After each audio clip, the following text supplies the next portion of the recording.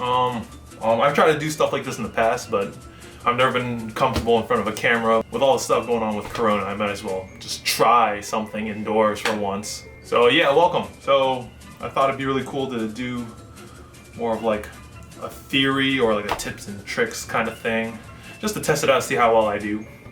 And one of the questions I got from someone, here, let me see if I got his name. His name is Maurice Foreman. Maurice, thank you for a question he asked. I'd love to see your daily practice routines. That was a great question because it's something I've been cultivating for a while. And I thought that I'd share with you guys what goes on in my head when I sit down for a practice session.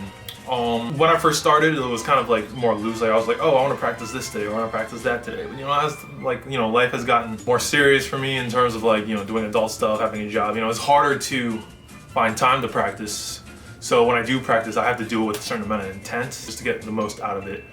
In terms of how long I practice, I usually practice for about an hour per session. And I found that this here in my hand, like what I've been, papers.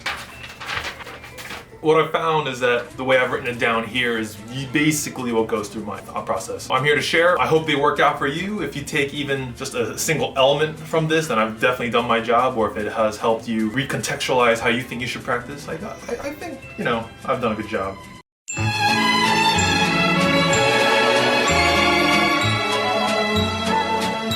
What do I usually start off with? I usually start off with stretches. Stretching is something I try to do at the beginning and at the end of every practice session. And I understand that, life is busy and you only have so much time. So if you can't do that, I recommend at the very least stretching at the beginning. Your muscles, all loose and relaxed. Although I've heard from certain sources that it's better to practice stretching after you practice because your muscles have all been wound up from doing all the stuff, and like it's best that you stretch afterwards just to loosen all that tension. But if you can, try to do both. And if that's even if that's something you can't do, I just recommend stretching in general. Sometimes I'll just stretch at work. If I have like a good 2 minutes to myself, I'll just stretch out my hands and maybe get some back in there because your whips, a lot of that's coming from your shoulders and your back. But stretching's another video I might do in the future. Now comes the meat of what we're doing, the actual gloving. I like to start off my practice sessions with about 5 minutes of just letting your flow out. This is a good way to indicate where exactly you are in your current flow state. So yeah, about 5 minutes of doing your thing, poom poom pow, pow poo poo poo poo poo poo poo poo. You're gonna notice, there are things that I like about my show. There's things I want to improve about my shows. So that's where the intent really comes in. What I call concept focusing. So for the next roughly 45 minutes, what I'll tend to do is I'll start going through like a mix or something like that, and while I'm practicing, I won't just practice just throwing regular shows. What I'll practice is I'll pick specific aspects of shows that I want to improve or refine, and I'll go from there. So for example, this next song on the mix comes on, and I'm like, this is a good time for me to practice maybe just whips. So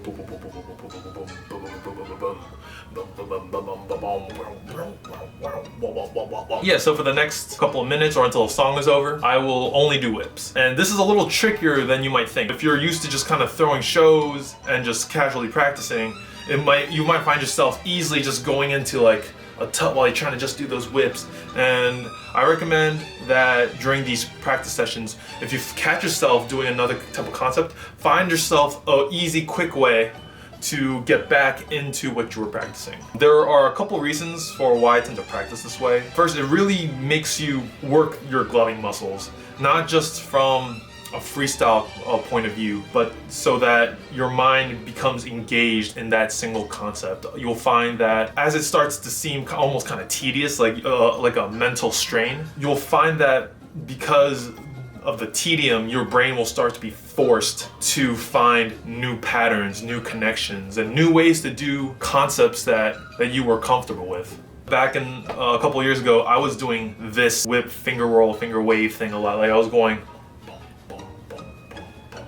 and I found that I was too reliant on this one thing. So, I did this method, this focused session on just those types of concepts. And because I didn't have my other concepts and skills to rely on, I had to become really creative in this certain area. So because I was forced to do these types of concepts, it led me to think outside the box. Like, for example, I discovered how to do this.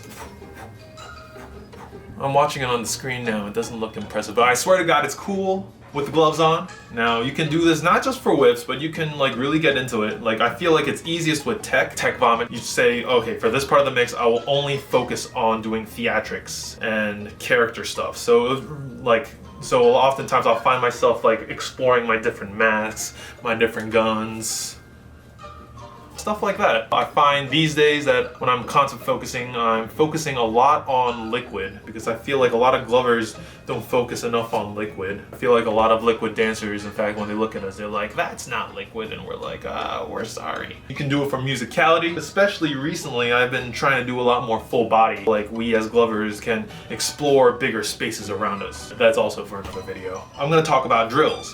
Drills are kind of like focus concepts, but they're kind of even more like going deep in that rabbit hole. So what do I mean by drills? So for example, this is a drill. 1, 2, 3, 4. 1, 2, 3, 4. This is a drill. 1, 2, 3, 4. 1, 2, 3.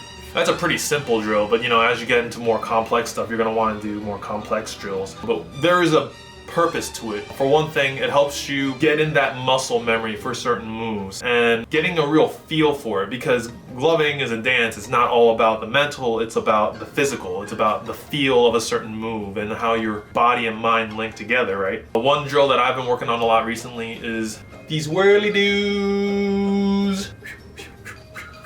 When I'm throwing my normal shows and I try to put those concepts in, come out a little messy, because even though I understand it on a theoretical level, my body hasn't gotten used to how this move feels. So drilling those concepts in and practicing these repetitive motions, it could really cement within your flow. Eventually you'll be able to just naturally go into them.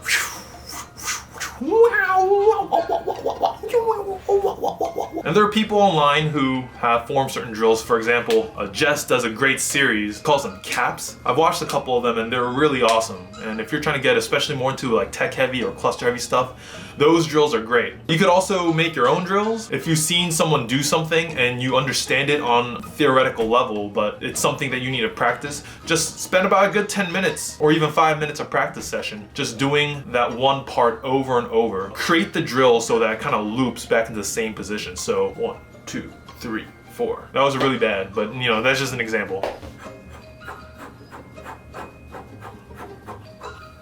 Good work, yeah. So next, we're gonna talk about music. What I recommend for music is that A, you find music that you're both comfortable with, and B, music that you're not as comfortable with. Music that I find really easy to lab to would be like lo-fi hip-hop. It's often very slow-paced and it's got a steady beat.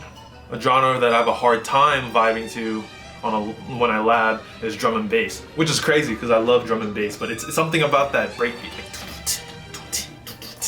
So at least right now in my gloving life, like it's something that I'm trying to adapt myself more to. I recommend finding both A and B types of music for you, because one's gonna help you think more about the concepts themselves, and the other is gonna help you with more of the musicality side of things. For example, a lot of the music that I find comfortable to lab to right now would be stuff like tech house or stuff like deadmau5 or No Mana, because they're often kind of slower paced, but they also kind of have that big energy and got a good constant beat.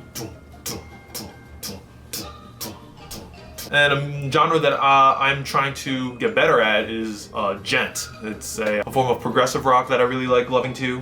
It's not something you really associate with the dance scene, but I like a challenge, so you know, I'm going for it, you know. So one thing that a lot of people have found useful during their lab sessions is any sort of mirror. So I have a mirror right over Shmya that I usually practice at, and this lets you focus on what your audience would be seeing as opposed to what you just see. Don't get me wrong, I think it's also beneficial to practice without a mirror, just so that you kind of get that pilot's perspective of what you're doing, but also it's important to use a mirror just to make sure that what you are doing, it doesn't just look good to you, but looks good to the viewer. Now, I've seen certain variations on this. Some people like to take a GoPro and connect it to a monitor. Actually, that's something I'm gonna practice soon. Got my camera hooked up to my TV, use that to practice I've also heard a good friend of mine who uses an ornament, and you can see your reflection there because of the shape of the ornament, that spherical shape.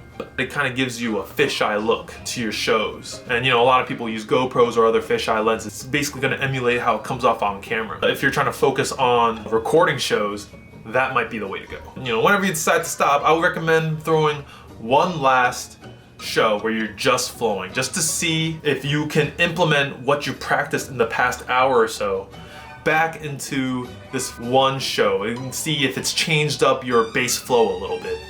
And you can use that as kind of an indicator to see how far you've been coming, not only over the course of this practice session, but over the course of several lab sessions. And again, after you finish that show, shake it off. I recommend doing some stretches. But yeah, that's basically what I go through when I'm going through a lab sesh. I found that it's been very good for helping me focus on certain concepts or helping me get back to basic and sprucing up my basics. When you start writing script. But yeah, so just to conclude, you got first stretch, first show, focus concepts, got drills, close it off with a closing show, and then second stretch. Then you start writing script. Danny, help me write the script.